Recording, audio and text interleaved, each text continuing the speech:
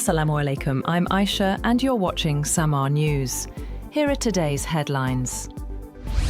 Venezuelan President Nicolás Maduro has been transferred to Brooklyn's Metropolitan Detention Center in New York following a U.S. military operation in Venezuela, U.S. media report. Maduro is expected to face federal criminal charges related to drugs and weapons and will be formally arraigned in Manhattan Federal Court in the coming days.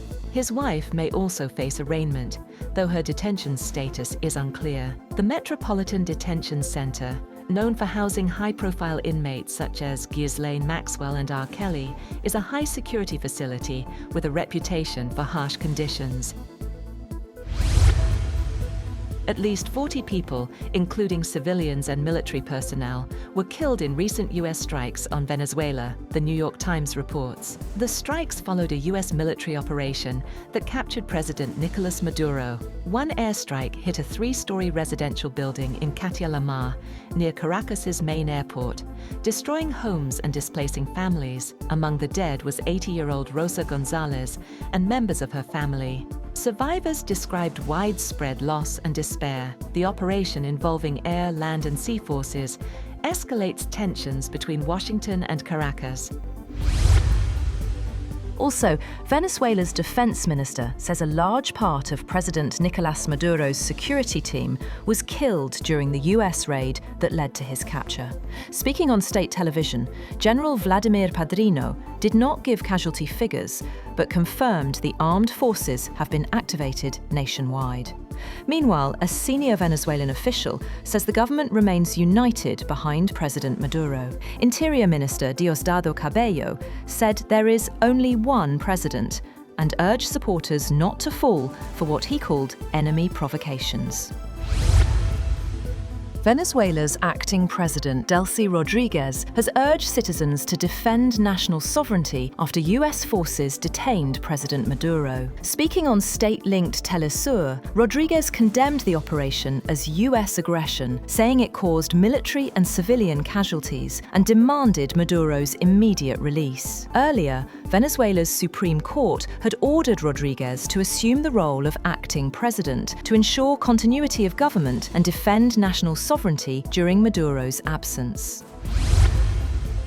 New York City Mayor Zoran Mamdani says he has spoken directly with US President Donald Trump and opposed what he described as a pursuit of regime change in Venezuela. Speaking to reporters, Mamdani said he called the president to formally register his objection, arguing that such actions violate federal and international law. His remarks come after US Special Forces captured Venezuelan President Nicolás Maduro and transported him out of Venezuela to a jail in New York.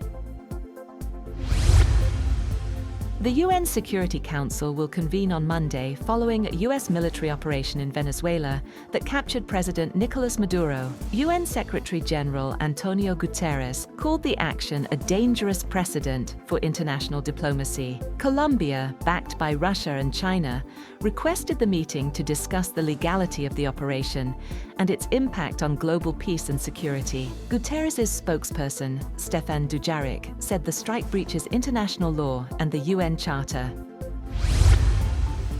The United States has lifted restrictions on Caribbean airspace imposed after its military operation in Venezuela, allowing flights to resume from midnight Eastern Time. Major US carriers say services will gradually restart, though airlines warn it may take days to clear passenger backlogs. The United States has lifted restrictions on Caribbean airspace imposed after its military operation in Venezuela, allowing flights to resume from midnight Eastern Time. Major US carriers say services will gradually restart, though airlines warn it may take days to clear passenger backlogs.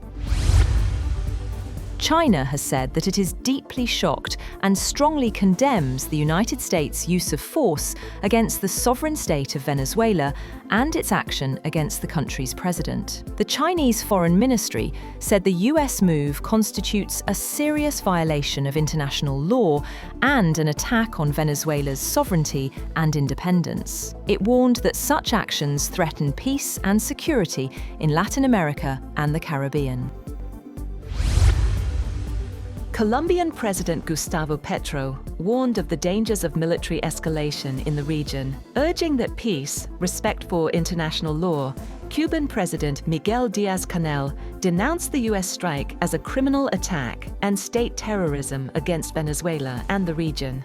Iran's foreign ministry also condemned the operation, describing it as a flagrant violation of Venezuela's sovereignty and territorial integrity. Brazil's president, Luiz Inácio Lula da Silva, has condemned the U.S. military attack on neighbor Venezuela and the capture of his Venezuelan counterpart, Nicolás Maduro, saying it crossed an unacceptable line. In a post on X, he said, "These acts represent a grave affront to Venezuela's sovereignty and yet another extremely dangerous precedent for the entire international community." Lula also called for a vigorous response from the United Nations.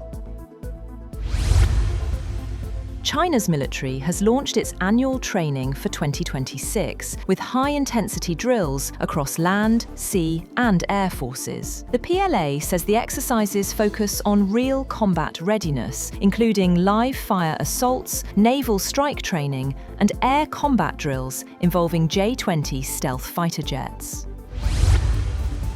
Pakistan's Deputy Prime Minister and Foreign Minister Ishaq Dar has held a series of meetings with senior Chinese officials in Beijing. According to the Foreign Office, the discussions focused primarily on strengthening bilateral ties between Pakistan and China. Ishaq Dar arrived in Beijing on Saturday to co-chair the 7th round of the Pakistan-China Foreign Ministers' Strategic Dialogue, scheduled for today, alongside Chinese Foreign Minister Wang Yi. The Foreign Office also said Dar met Chinese Executive Vice Premier Ding Shuixiang during his visit.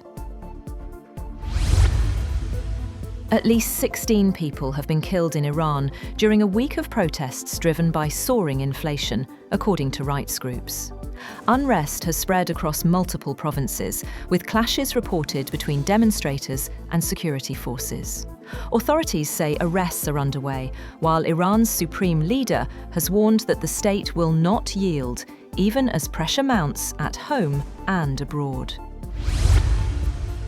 At least 30 people were killed when gunmen attacked a busy market in Nigeria's Niger state. The attackers stormed Kasuavan Daji market, burning stalls, looting food, and opening fire on civilians. Witnesses say women and children were not spared, and several people were abducted as violence spread to nearby villages. Also in Nigeria, at least 25 people have been killed and 14 are still missing after a passenger boat capsized. The canoe carrying 52 people overturned at night while travelling from Jigawa State to Yobe State. Authorities say the boat was leaking and overloaded, violating safety rules, as rescue teams continue searching for survivors. One person has been killed and 2 others injured in a Ukrainian drone attack in Russia's western border region. The governor of Belgorod said a drone struck a vehicle, killing a man and seriously injuring a woman and a 4-year-old child. He said both of the injured were taken to hospital in serious condition. Firefighters later extinguished a blaze that engulfed the car following the attack.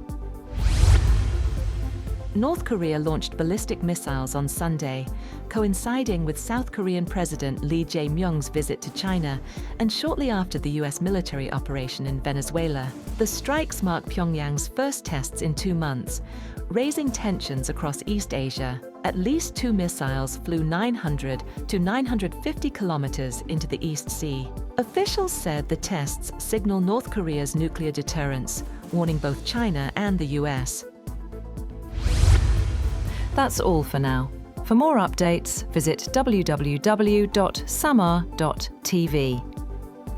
Thank you for watching Samaa News.